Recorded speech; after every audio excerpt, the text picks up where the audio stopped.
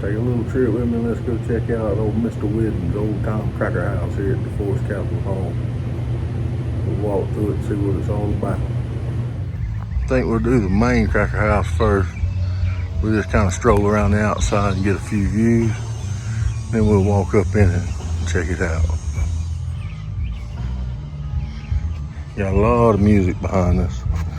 They've got the Smoking in the Pines barbecue festival going on.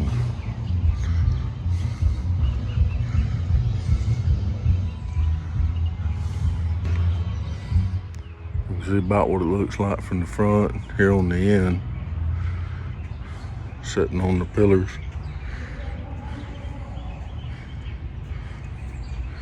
A long front porch. We'll lead on around it. And this ain't just a cracker house. It's a complete cracker homestead. See those wooden shutters? Would have been no glass. Very few people had screen. In the back porch, it would have led to the kitchen, the outdoor kitchen, which was common at the time.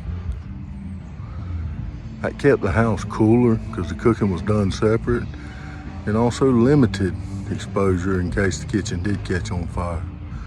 Didn't eliminate, just limited. You can see in the backdrop all the different pens, sheds.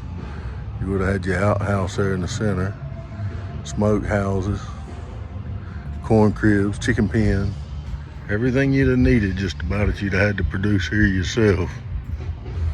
I think we can open the outhouse. I don't know why in the world we'd want to see in it, but some of you may not have ever seen in an outhouse. It's pretty much the logistics. You really want to learn something interesting, look up toilet paper for outhouses. That'll get you going. See all the old equipment out there. Let's walk up in here and check out this cracker house. We'll start here with the kitchen.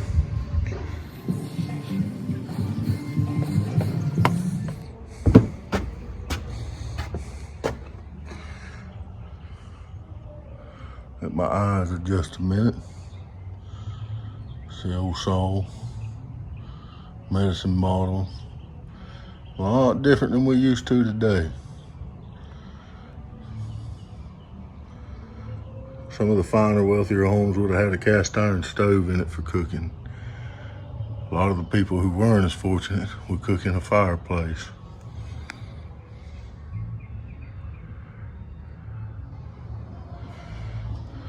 See, very basic. Got old corn sheller there.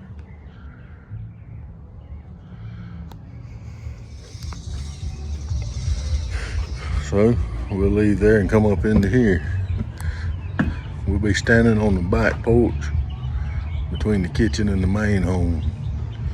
Now if you look here, you'll see that there's porches on both sides and an aisleway in the middle. Depending on what part of the area you're from or how you was raised, some people call this middle way a dog trot. Some people call it the breezeway, but it would draw the breeze through.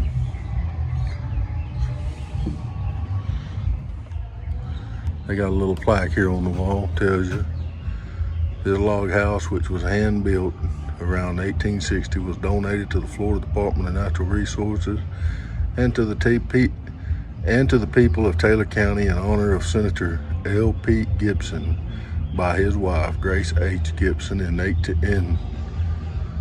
by his wife, Grace H. Gibson, in 1972. You see the board over board lap. Can you see that? Try to seal the home. Keep as many of the critters out as you could. And if you'll notice, the posts are all rough cut. You can still see the knots where the limbs came off. And here, if you look at the roof construction on top of the cedar shingles, you'll also see that it's not held in with nails. It's held in with wooden pegs and wooden dowels. Let's take a look at these rooms.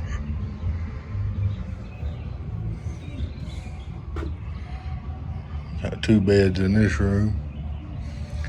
If we look up here, we'll notice that there's another entryway into the roof area.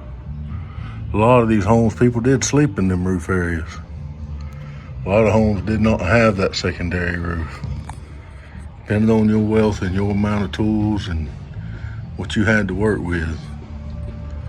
See the old sewing machine over there? Now that's a foot pedal. Wasn't no power. You'd rock that pedal on the floor back and forth, back and forth. That's what would have done your sewing. And there's where you would have took your bath. No butter churner.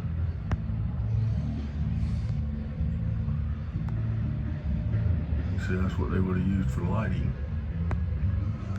And fire was an issue back then. Doing a little washing, getting your hair ready.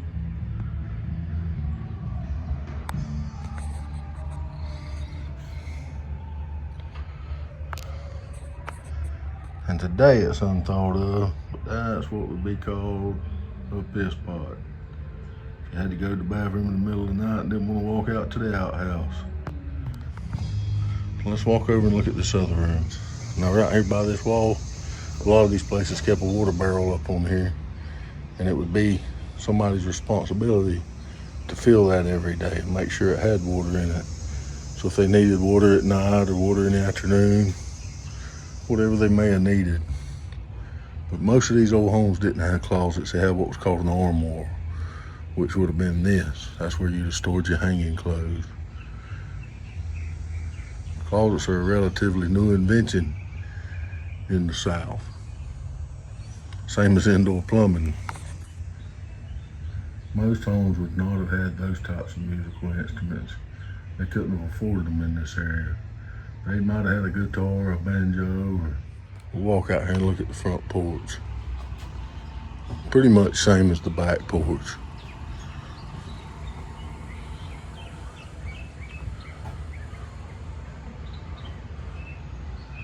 Same design.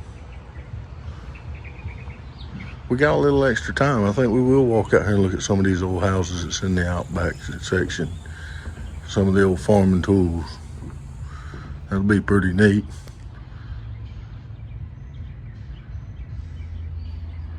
I'll meet you over there. I don't know if they still have chickens. It looks like the ground's kept up, so they probably do. Even got a scarecrow.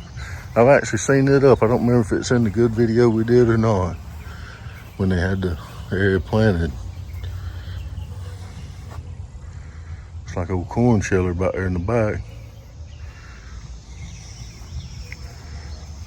If you want to know more about Southern culture, look up and study corn cribs and things of that nature. Two different style wagons here. Right there you could haul a little bit in, sit on the buckboard. This one was more designed for hauling a person, I reckon.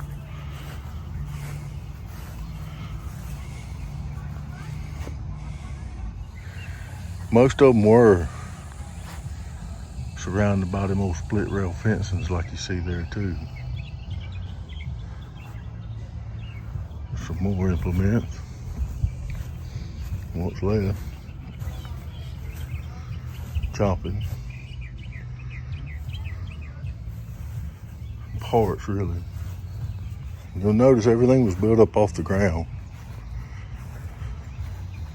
Especially here in this part of Florida, because most homes were on rivers and waterways, or near them, which are known to flood here.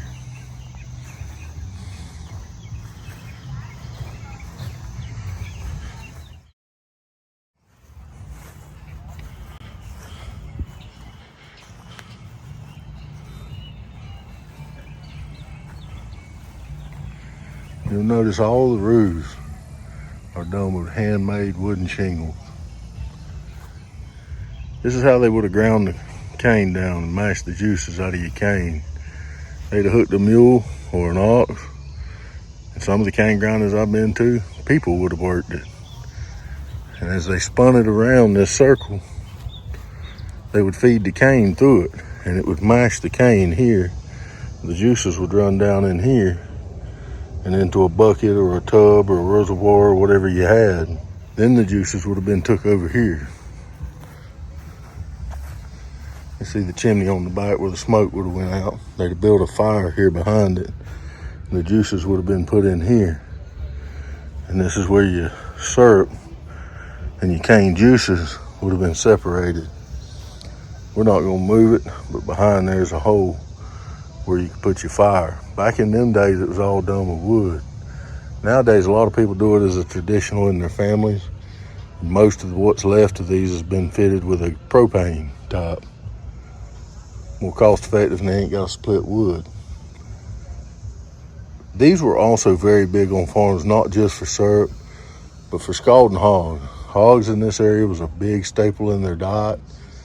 You may have heard the old saying that it's cold enough to scald hogs. That's when they did it, usually on the coldest day of the year.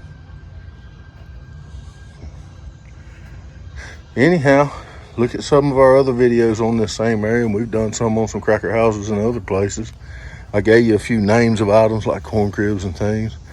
If you want to know more about life in the South and the old cracker homesteads, I've gave you some things to look up, so check that out.